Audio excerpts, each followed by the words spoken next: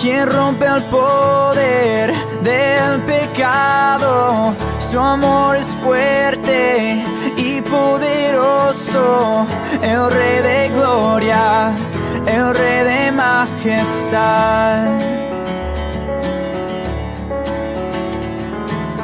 Conmueve el mundo con su estruendo y nos asombra con maravillas, el Rey de gloria, el Rey de majestad.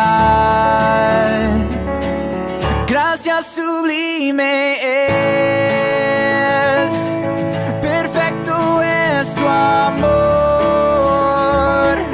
Tomaste mi lugar, cargaste tú mi cruz, tu vida diste ahí, y ahora libre soy. Oh, Jesús, te adoro por lo que hiciste en mí.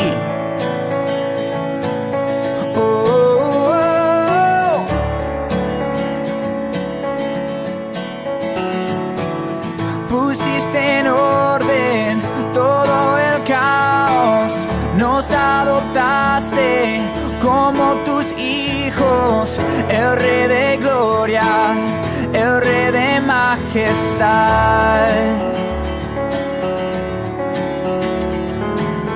El que gobierna con su justicia y resplandece con su belleza, el Rey de gloria, el Rey de majestad. Oh, gracias sublime es, perfecto es tu amor. Tomaste mi lugar, cargaste tú mi cruz, tu vida diste ahí, y ahora libre soy. Oh, Jesús, te adoro por lo que hiciste en mí. Digno es el Cordero de Dios, digno es el Rey que la muerte venció. Digno es el Cordero de Dios, digno es el Rey que la muerte venció. Digno es el Cordero de Dios, digno es el Rey que la muerte venció. Digno es el Cordero de Dios, digno, digno, digno. Gracias sublime es, perfecto es tu amor. Tomaste mi lugar, cargaste tú mi cruz, tu vida diste ahí, y ahora libre soy. Oh, Jesús, te adoro por lo que hiciste en mí. Oh,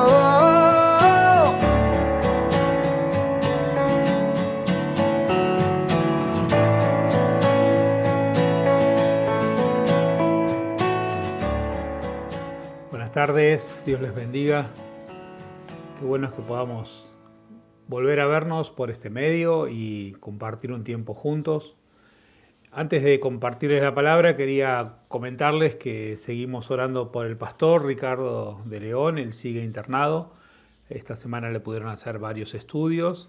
Y bueno, seguimos orando por su pronta recuperación, que Dios ponga su mano sobre él y sobre toda su familia. Que Dios los esté fortaleciendo y guardando en este tiempo tan particular que les toca atravesar. Como siempre, Dios estará con ellos. Y también oramos por cada uno de los que están pasando situaciones de enfermedad, para que Dios los esté sanando, y aquellos que están con sus situaciones particulares o personales, con algunos con alguna incertidumbre en cuanto a lo laboral y en cuanto a su situación personal o familiar, que Dios también esté poniendo su mano sobre ellos. Y queremos pedir a Dios en este día que Él nos guíe para que ahora al mirar su palabra y reflexionar sobre ella pueda ser de edificación para nuestras vidas. Oramos. Bendito Dios, te damos gracias en esta hora porque podemos confiar en tu provisión, en tu misericordia, en tu amor, en ese amor incondicional sobre nuestra vida. Gracias Dios porque sabemos que estás con cada uno de nosotros y de manera particular con cada uno de los que están pasando situaciones difíciles y están expectantes de tu obrar. Señor, que vos pongas tu mano y que les hagas sentir tu fortaleza, tu consuelo, tu ánimo sobre cada vida. Y gracias porque, Señor, vos estás manifestando tu amor sobre nosotros, aún en aquellas situaciones que nos parecen difíciles o duras. También podemos ver, Señor, cómo nos fortaleces para que al permanecer firmes en la fe, aún en medio de los padeceres o sufrimientos, podamos ser ejemplo y podamos ser testimonios para otros que también lo necesitan. Gracias por todo en el nombre de Jesús. Amén. Muy bien, y hoy quería compartirles una palabra que tiene que ver con esta actitud de Dios de querer disfrutar de la vida que Él tiene. Si hay algo que Dios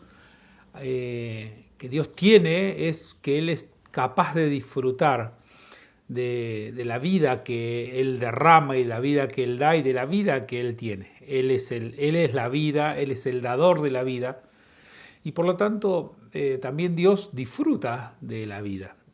En medio de las injusticias que los humanos cometemos, en medio de las atrocidades que ocurren en la humanidad y en medio de las situaciones de injusticia que vemos, también Dios puede tener momentos donde Él disfruta, y yo pensaba qué cosas disfrutará Dios más de esa vida que Él tiene.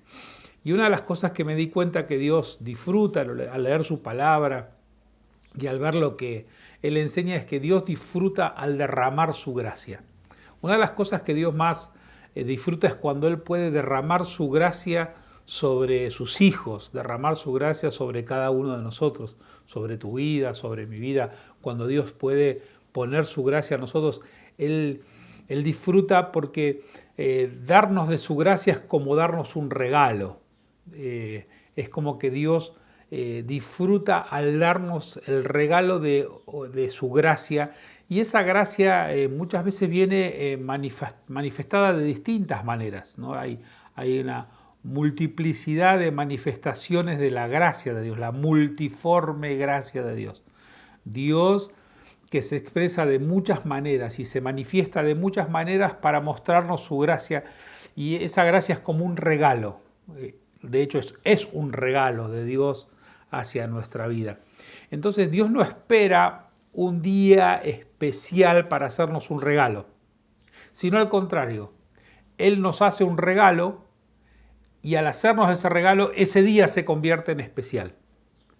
Nosotros generalmente esperamos el día del cumpleaños o el día de una fiesta o algún momento particular, algún día especial, y en ese día especial hacemos un regalo. Bueno, pareciera como que Dios funciona distinto. Dios envía su regalo el día que Él quiere, en el momento que Él quiere, y ese regalo de Dios, esa gracia derramada, hace que ese día sea especial. Entonces Dios va marcando su calendario en nosotros cada vez que Él derrama algo de su gracia sobre nuestra vida. Y me detenía pensando en esto en un texto de la palabra de Dios ahí en Primera de Corintios, en el capítulo 1. El apóstol Pablo dice, verso 4 al 7 de Primera de Corintios 1, siempre doy gracias a mi Dios por ustedes, por la gracia que Dios ha derramado sobre ustedes por medio de Cristo Jesús. Pues por medio de Él, Dios les ha dado toda riqueza espiritual, así de palabra como de conocimiento, ya que el mensaje acerca de Cristo se estableció firmemente entre ustedes. De este modo, no les falta ningún don de Dios mientras esperan el día en que aparezca nuestro Señor Jesucristo. Y Pablo dice, yo le doy gracias a Dios por ustedes, porque Dios derramó su gracia, porque Dios les dio la gracia, dice el texto, porque les dio toda riqueza espiritual. ¿En qué consistía esa riqueza? En tener palabra y conocimiento. La riqueza espiritual para Pablo, para Dios, enriquecernos era que nos daba palabra y conocimiento. Y en esto quiero hacer mi primer acento o subrayarlo primero. Siempre que hay una palabra, hay esperanza. Siempre que Dios derrama una palabra sobre una persona, sobre una situación, sobre una ciudad, sobre una nación, siempre que Dios envía su palabra hay esperanza. Y siempre que Dios envía conocimiento, entonces allí hay creatividad. Siempre que envía a Dios conocimiento, allí hay transformación. Cuando Dios envía su palabra trae esperanza. Cuando Dios envía su conocimiento hay creatividad y hay transformación. Y entonces la suma de todo esto, la esperanza, la creatividad y la transformación, nos está indicando de que hay un destino. Entonces, cuando Dios nos ha enriquecido con palabra que trae esperanza, con conocimiento que trae transformación, por lo tanto Dios nos ha dado un destino eterno. Por eso Pablo dice, le doy gracias a Dios por ustedes. Les doy gracias a Dios porque yo sé que la gracia que viene en forma de palabra y conocimiento es capaz de transformar todas las cosas. Esa gracia que vino por medio de Cristo es capaz de transformar todas las cosas y cambiar toda situación y cambiar toda realidad y cambiar toda circunstancia que puedan estar atravesando. La gracia es suficiente para transformar. La gracia es suficiente para traer esperanza. Por eso Dios derrama su gracia, porque Él cree que puede transformar las cosas una y otra vez. Y esa gracia que es derramada y que nos transforma nos hace más parecidos a Él. Es esa gracia la que necesitamos estar expectantes todo el tiempo para recibirla. Es esa gracia que necesitamos que Dios derrame para que nosotros podamos ser más parecidos a Él, para que podamos ser más como Él es. Pero me llama la atención porque Pablo dice, le doy gracias a Dios por ustedes. ¿Qué pasaba en esa congregación? ¿Por qué Pablo le da gracias a Dios por esa congregación? Y claro, él dice, le doy gracias porque Dios derramó su gracia. O sea, Pablo estaba dando gracias, pero no por las cosas que ocurrían, porque en esa congregación estaban pasando un montón de problemas. Una de las cosas que pasaba en esa congregación es que había muchas peleas, muchas discordias. Ya en el capítulo 1, el verso 10 dice, hermanos, les digo que estén siempre de acuerdo y que no haya divisiones entre ustedes, vivan en armonía, pensando y sintiendo de la misma manera. Digo esto porque he sabido que algunos de la familia de Cloé, que hay discordias entre ustedes. Quiero decir que algunos de ustedes dicen yo soy de Pablo, yo soy de Apolos y otros yo soy de Cristo.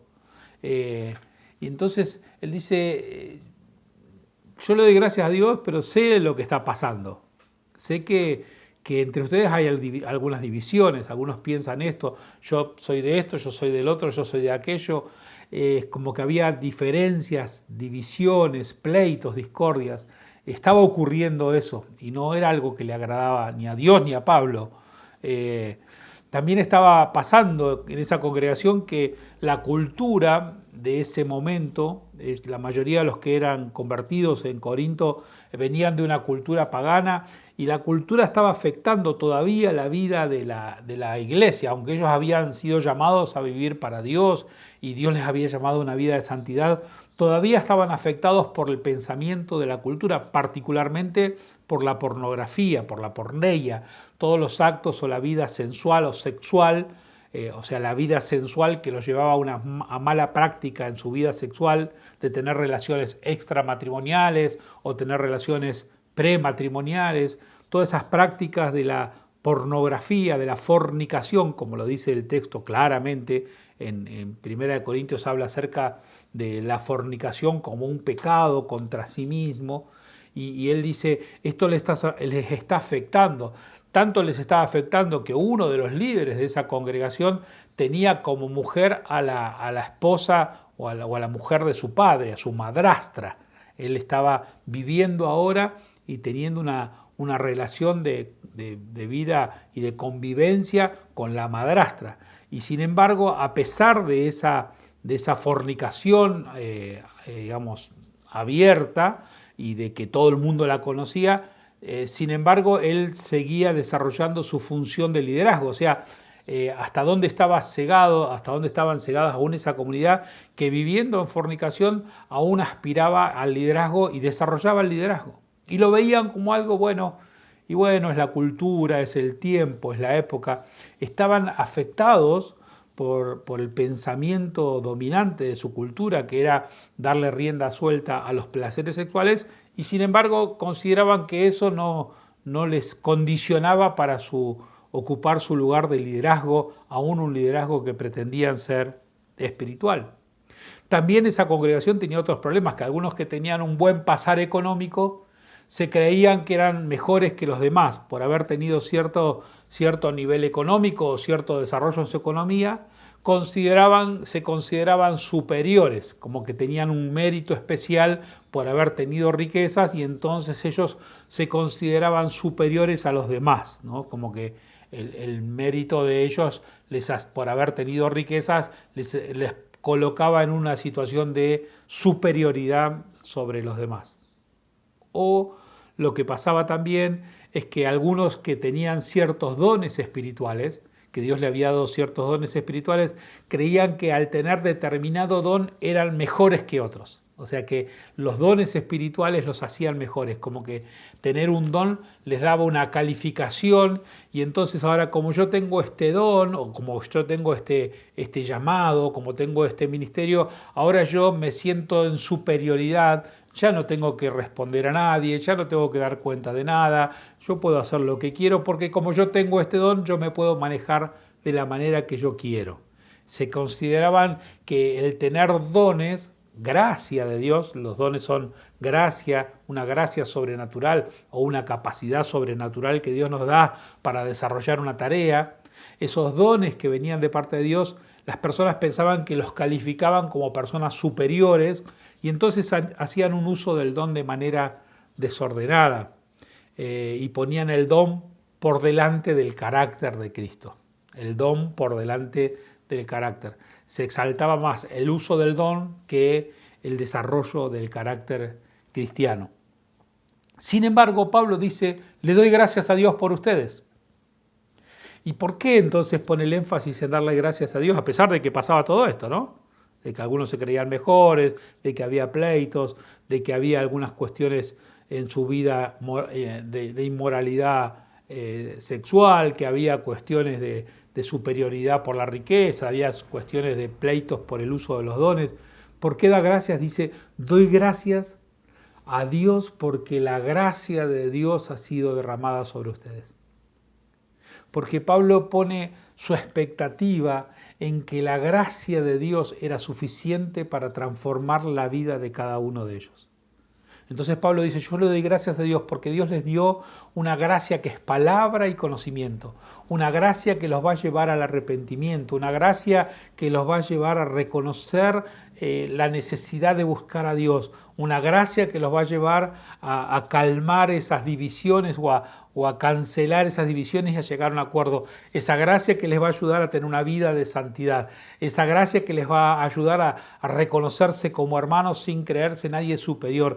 Esa gracia que les va a llevar a reconocer que el don es un regalo y no es una capacidad extraordinaria y que lo más importante es el desarrollo del amor en la vida de una comunidad. Esa gracia que los va a llevar al arrepentimiento y a buscar un interés porque Dios sea formado en nosotros.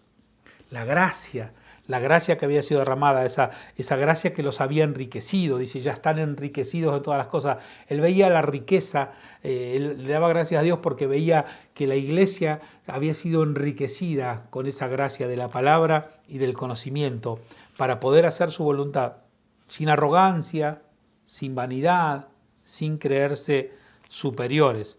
Y dice Primera de Corintios en el capítulo 6, es interesante leer de corrido todo este libro, Primera de Corintios y Segunda de Corintios, estas cartas que Pablo escribe para tener un panorama más amplio de lo que les estoy diciendo. Pero a modo de referencia, en Primera de Corintios 6, verso 12, se dice, yo soy libre de hacer lo que quiera. Es cierto, pero no todo conviene. Si yo soy libre de hacer lo que quiera, pero no debo dejar que nada me domine.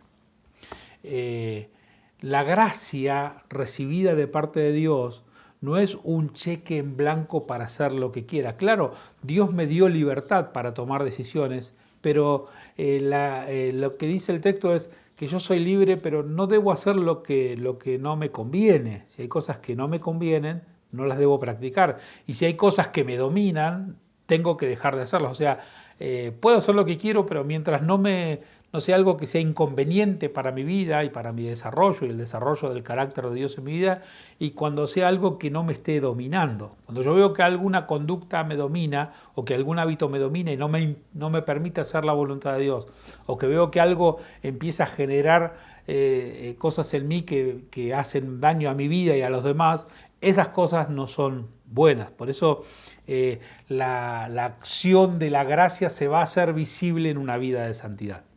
Es imposible decir que la gracia está actuando en una comunidad o que la gracia de Dios está actuando en mi vida si eso no me lleva a una vida de santidad, a una vida de consagración, a una vida de pureza, a una vida donde Cristo sea visto en nosotros, donde la imagen de Dios sea formada en nuestra vida. Hay algunas personas que dicen, bueno, no es bueno que la iglesia haga demasiado énfasis en la gracia y que se hable tanto de la gracia, debiera hablarse más del juicio, no tanto de la gracia, porque cuando se habla demasiado de la gracia, las personas piensan que pueden hacer lo que quieren. Y es evidente que quizás tienen un concepto limitado de la gracia. La gracia nos lleva a la santidad. La gracia nos pone límites en nuestro accionar. La gracia nos lleva a tener el carácter de Cristo. Por lo tanto, cuando hablamos de la gracia, no estamos hablando de que uno puede hacer lo que quiere, total, la gracia de Dios va a hacer llegar a nuestra vida, sino que estamos hablando de que nosotros valoramos la gracia de Dios. Le damos un valor, una iglesia que habla de la gracia, que camina en la gracia, que manifiesta la gracia, es porque cree en el poder de esa gracia que va a transformar todas las cosas. Por supuesto, hay personas que reciben la gracia de Dios, que son beneficiados por la gracia de Dios, que una y otra vez Dios les muestra la gracia, sin embargo no cambian. Sin embargo no dejan que las cosas cambien. Claro, eso también ocurre y eso es por causa del orgullo, por causa de la vanidad, por causa de la dureza del corazón, por causa de la tosudez o por causa de la necedad. A veces las personas reciben la gracia y no la ven, reciben la gracia y no la valoran, reciben la gracia y no se sensibilizan en un encuentro con Dios. Claro, son los que menosprecian la gracia, los que no le dan el valor de la gracia, no le dan el valor que la gracia tiene sobre sus vidas. Por lo tanto, es cierto, hay personas que reciben la gracia de Dios, pero no le dan ese valor, no le dan esa importancia, no le dan ese sentido. Por lo tanto, claro, hay personas que reciben gracia, pero no se dejan cambiar porque todavía hay mucho orgullo, mucha vanidad, mucha dureza y mucha tosudez o necedad o deseo de hacer lo que uno quiere. O solamente quieren usar la gracia para autosatisfacerse, para sentirse bien. Entonces buscan recibir algún beneficio de la gracia solo para sentirse bien, pero nunca es decir, Señor, necesito tu gracia para hacer tu voluntad. Señor, quiero recibir tu gracia para hacer lo que vos querés. Señor, quiero recibir tu gracia para encaminarme en tus propósitos. No, muchos quieren recibir la gracia para sentirse bien, para estar mejor, para satisfacerse y aún para cumplir sus propios sueños, que a veces puede que coincidan con los de Dios o puede que no, que sean solamente sus deseos. Y entonces busca la gracia para su propio beneficio y no para hacer la voluntad de Dios. Sin embargo, Dios sigue derramando su gracia sobre todos. Y yo quisiera en el compartirte esta palabra en esta tarde es que en el día de hoy podamos todos nosotros pedirle a Dios que recibamos la gracia de la bondad. Si algo necesitamos como iglesia de Cristo en este tiempo es que la bondad vuelva a ser una virtud floreciente en la vida de la iglesia. Que nos hagamos buenos como Dios es bueno.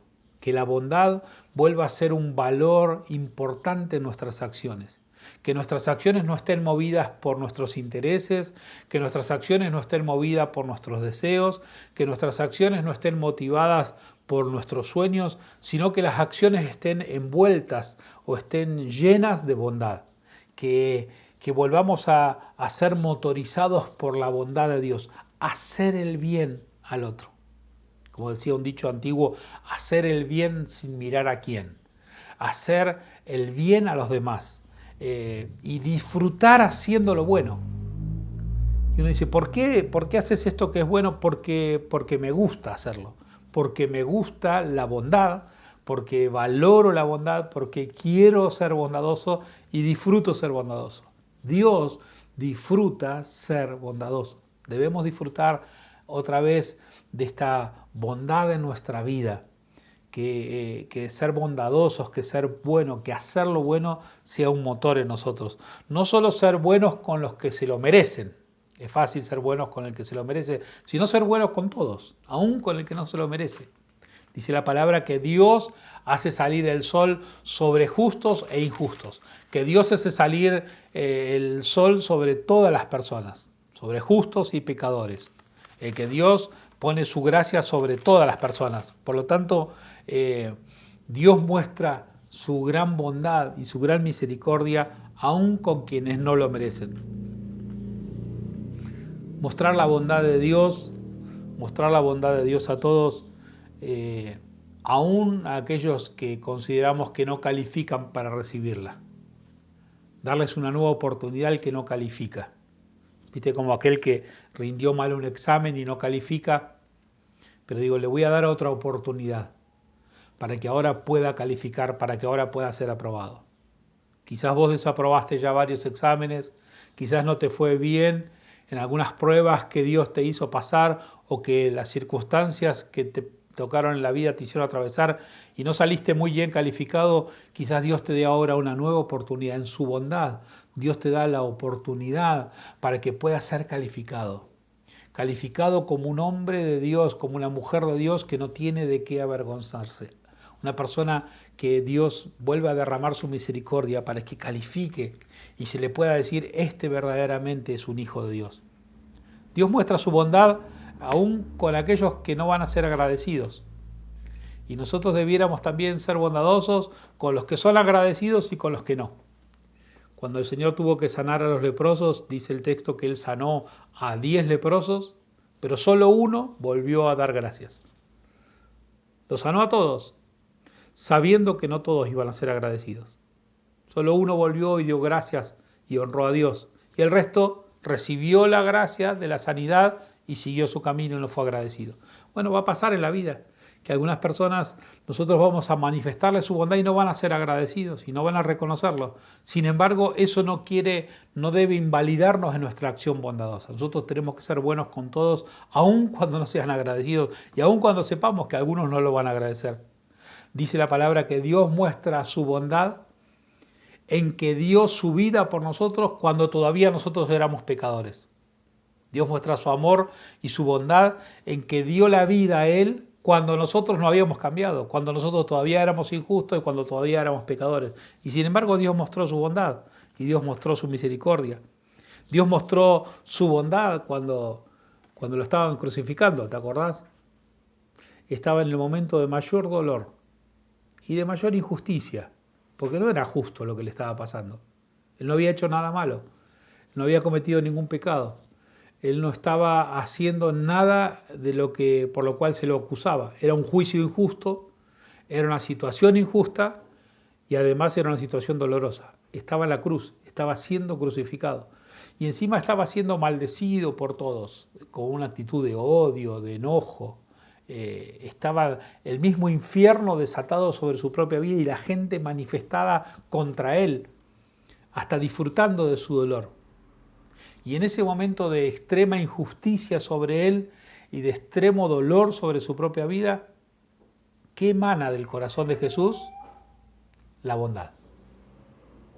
Del corazón de Jesús emana una actitud bondadosa y dice: Señor, perdonalos porque no saben lo que hacen. Señor, no les tengas en cuenta este pecado, decía Esteban. Esa actitud bondadosa que surge en el medio del dolor nos muestra esa gracia maravillosa que está imbuida de la bondad de Dios, que sale en los momentos de tensión. En los momentos más difíciles, Dios envía su misericordia y su bondad sobre nosotros. Señor, perdonalos porque no saben lo que hacen. Porque Él sabía que cuando Él derramaba esa bondad, cuando Él tenía esa actitud bondadosa, esa actitud iba a transformar, iba a producir arrepentimiento. Tan es así que uno de los que estaban allí crucificándolo, el centurión romano, al ver semejante situación y al ver la bondad que salía en medio de santa injusticia, él dice que fue conmovido y su corazón fue conmovido. Y ahí estuvo Dios obrando, porque la bondad produce arrepentimiento. La gracia en forma de bondad trae transformación, cambia vidas. Siempre la gracia de Dios produce cosas. Por eso, en este tiempo donde vemos que una humanidad está llena de pecado, donde el pecado ha desbordado en medio de la sociedad, donde el pecado ha desbordado en este mundo, dice la palabra que cuando el pecado abunde en una sociedad, lo que va a haber en la iglesia es gracia sobreabundante. La gracia va a sobreabundar en medio de la abundancia del pecado. O sea que va a haber más gracia que pecado. O sea, si hay mucho pecado en la humanidad, va a haber una gracia sobreabundante que va a ser capaz de poder aún filtrar, sanar, transformar y cambiar esa situación de pecado en personas y en corazones que se vuelvan a Dios. Yo sigo creyendo en el poder de la gracia sobreabundante sobre tu vida y sobre la vida de la iglesia. Yo sigo creyendo que Dios puede derramar su gracia, esa gracia de bondad, que en este día Dios derrame bondad sobre tu casa, Dios derrame bondad sobre tu vida, Dios te haga a vos y a mí y nos dé un corazón bondadoso y una gracia que esté llena de bondad para hacer lo bueno. Una gracia que esté llena de bondad que lo que va a hacer es producir a las personas un deseo de acercarse a Dios. Porque esa bondad que no nace de un corazón vanidoso, porque nunca puede nacer de la vanidad la bondad que nace de un corazón generoso, de un corazón desprendido, de un corazón amoroso, y esa bondad se manifiesta en una acción, entonces eso va a producir transformación, va a producir cambios. La palabra encarnada en bondad produce transformación, produce esperanza y nos llena y nos lleva a un lugar, a un destino de gloria, a un destino eterno, a un destino maravilloso. Por eso, en este tiempo donde hay tanta gracia que va a ser derramada sobre la iglesia, cuando hay tanto pecado que se está manifestando, uno de los grandes pecados de la humanidad que estamos viendo es la desigualdad. Si algo dejó en evidencia esta pandemia en el mundo, es la gran desigualdad que hay, la gran inequidad que hay, las grandes injusticias que hay en la humanidad. Y esta desigualdad es pecado en abundancia. esa desigualdad manifestada en el maltrato, en el desprecio, aún por la vida, en el desprecio por la persona, en el desprecio, en el interés, buscar el interés propio, en solo buscar el bien propio, esa desigualdad expresada en índices que se pueden medir, por ejemplo, como el índice de la pobreza, que nos está diciendo que nuestra nación, porque nosotros vivimos en una de las regiones del mundo más desiguales, en América Latina, y en nuestro país, en este tiempo, llegando a fines del 2020, 7 de cada 10 niños son pobres en nuestro país. 7 de cada 10. Y casi 2 de cada 10 no tienen ni lo mínimo necesario para sobrevivir. Se le llama estar en la indigencia. Casi 2 de cada 10 niños de 0 a 17 años están en condiciones de que no van a poder sobrevivir, o sea, están en situaciones de indigencia, tienen menos de lo necesario para vivir. Y 7 de cada 10 de ellos van a estar inmersos en la pobreza. Decime si eso no es desigualdad. Y entonces debiera en este contexto emanar de la iglesia una actitud de gracia que llene de bondad y nos lleve claramente hacia ese lugar. Pero ¿sabes lo que he visto también? He visto mucho de eso que están haciendo de la iglesia esa actitud de ser bondadosos y de ser generosos, pero también he visto que en medio de esta situación que es única, nunca en la historia nos ha pasado que todo el mundo a la vez esté bajo una situación de este tipo, también he visto que la iglesia por lo único que se queja es porque no pueden hacer sus cultos. Y lo que mueve a los pastores es a la falta de libertad por no poder hacer sus cultos y sus reuniones. Hermanos, a mí me encantan los cultos, las reuniones, me encanta encontrarme con mis hermanos para adorar, pero eso no es el motor, no es lo más importante. Es más, hasta a veces tengo la sensación de que Dios dice que está cansado de nuestros cultos. Y leía a Miqueas, cuando en el corazón de Dios se ve expresado en la vida de Miqueas, cuando dice Miqueas, ¿qué me van a seguir trayendo? ¿Más sacrificios y más sacrificios y más sacrificios? ¿Con qué me presentaré a Dios? ¿Con becerros de un año? ¿Con 1000 carneros? ¿Con 10.000 ríos de aceite? ¿Qué le ofreceré a Dios? Y dice, ¿sabes lo que el Señor pide? Ya te lo he dicho. ¿En qué consiste lo bueno? ¿Y qué es lo que Él espera de ti? Que hagas justicia, que seas fiel y leal y que obedezcas humildemente a tu Dios. Hacer justicia, amar la misericordia y hacer la voluntad de Dios. Me encantará el día que nos volvamos a ver y nos reunamos. Probablemente en los próximos días van a estar habilitando más posibilidades de reunión y nos vamos a encontrar quizás de manera presencial con algunos grupos y iremos coordinando la manera de vernos con algunos grupos. Pero yo lo que más anhelo es ver a la iglesia cargada de la bondad de Dios, que la gracia de la bondad abunde, que la gracia de la bondad sobreabunde, por encima del deseo de vernos, que es un deseo muy noble, muy lindo, pero por encima de eso, que estemos cargados de bondad, que estemos cargados de eso que Dios pide. Y lo que Dios pide es que hagamos justicia, que amemos la misericordia y que obedezcamos la voluntad de Dios. Estamos cerca de la Navidad. Y la Navidad es un momento especial para recordar otra vez que Dios envió a su Hijo al mundo para amarnos. Tan bueno es Dios, tanto nos amó Dios que nos envió a su Hijo. La bondad de Dios nos envió su mejor regalo. La bondad de Dios nos envió un regalo para que podamos ser salvos. nos envió a Jesucristo. Y quizás en este tiempo que se acerca la Navidad, muchos de los niños que están alrededor nuestro, que están en esta situación de pobreza, indigencia, probablemente a veces lo único que esperan en la Navidad es poder tener algo para comer o tener ropa para vestirse.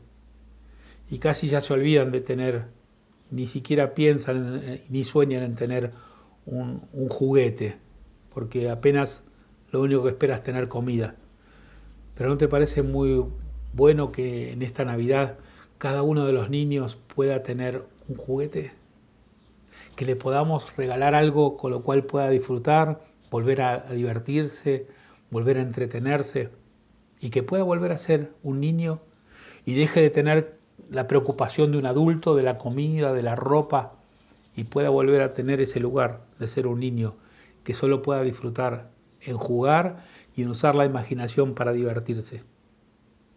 Quizás parece algo menor y dice, bueno, tendríamos que preparar comida. Por supuesto, siempre vamos a acercar comida. Pero también es bueno que podamos darle la posibilidad de que pueda tener un momento donde pueda disfrutar, gracias a la bondad de la iglesia. Por eso los desafío a todos, vos que sos hermano, vos que sos papá, vos que sos abuelo, que elijas un buen juguete. 1, 2 o 3, como si fuera para tu hijo, para tu nieto, para tu sobrino, para tu hermano menor, y lo compres porque queremos por lo menos tener 1000 juguetes en esta Navidad para que cada uno de los niños que está cerca de nuestra comunidad pueda tener un momento para jugar. Y pueda recordar que ese regalo también es envuelto en un juguete, manifestado en un juguete, es parte de la bondad de Dios que se interesa por su vida. ¿Te sumás?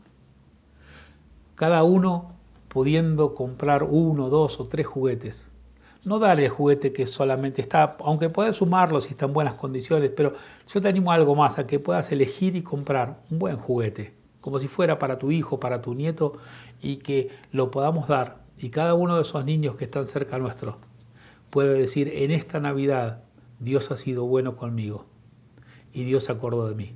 Porque ahí va a estar no solo un juguete, va a estar el acto de bondad de la iglesia sobre los que más sufren. Así que te animo a que te llenes de bondad, porque lo que más anhela Dios en esta Navidad, por supuesto que será bueno que nos juntemos y que celebremos juntos la Navidad, pero lo que más anhela Dios es que hagamos justicia, amemos la misericordia y hagamos su voluntad. Que en este día y que en esta semana Dios nos cargue de la gracia de su bondad y que esa bondad pueda ser manifestada en acciones y que esa bondad nos cambie y nos haga mejores personas a imagen y semejanza de Dios. Que la gracia de Dios nos siga transformando, que la gracia de Dios siga obrando. Dios bendiga tu vida. Oramos. Señor, oramos para que tu bondad sea derramada sobre cada persona, sobre cada familia, sobre cada uno de nosotros. Que esa gracia de la bondad abunde y sobreabunde en nuestra comunidad. Que en nuestra congregación y que en la iglesia de Cristo haya sobreabundancia de esa gracia de la bondad, manifestada de muchas maneras, manifestada en diversas acciones, pero que estemos imbuidos, llenos de esa bondad que motivó tu corazón para traernos salvación. Que de la misma manera podamos ser bondadosos, que podamos ser buenos con los demás. Señor, derrama esa gracia de la bondad, que nos haga mejores personas, mejores hijos, que nos lleve a hacer tu voluntad, que nos lleve a amar la misericordia, que nos lleve a hacer obras de justicia, que nos lleve a hacer tu voluntad. Señor, que esa bondad nos lleve a darte gloria y honra, y que esa bondad nos permita mirarnos como hermanos, disfrutar estar juntos, disfrutar encontrarnos, disfrutar vernos, pero por sobre todas las cosas, que disfrutemos el hacer tu voluntad y el derramar esa bondad unos con otros. Señor, hace de tu iglesia una iglesia llena de bondad. Derrama esa gracia sobre nosotros. Gracias por tu misericordia y gracias por tu amor. En el nombre de Jesús. Amén. Dios los bendiga. Nos vemos la próxima semana. Rey de mi corazón, agua que sacia mi sed, monte al que subiré, oh mi canción, rey de mi corazón, sombra que me esconderá, rescata en tempestad, oh mi canción. Bueno es Dios, oh, bueno es Dios, bueno es Dios, oh, bueno es Dios. Desde mi corazón, viento que llena mi ser, mi ancla firme y fiel, oh mi canción. Desde mi corazón, fuego que arde en mi interior, el eco de mi voz, oh mi canción. Bueno es Dios, oh, bueno es Dios, bueno es Dios, oh, bueno es Dios, bueno es Dios. Oh, bueno es Dios, bueno es Dios. Oh, bueno es Dios.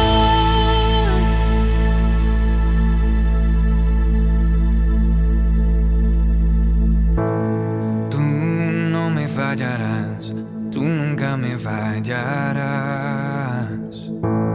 Tú no me fallarás, tú nunca me fallarás. Tú no me fallarás, tú nunca me fallarás.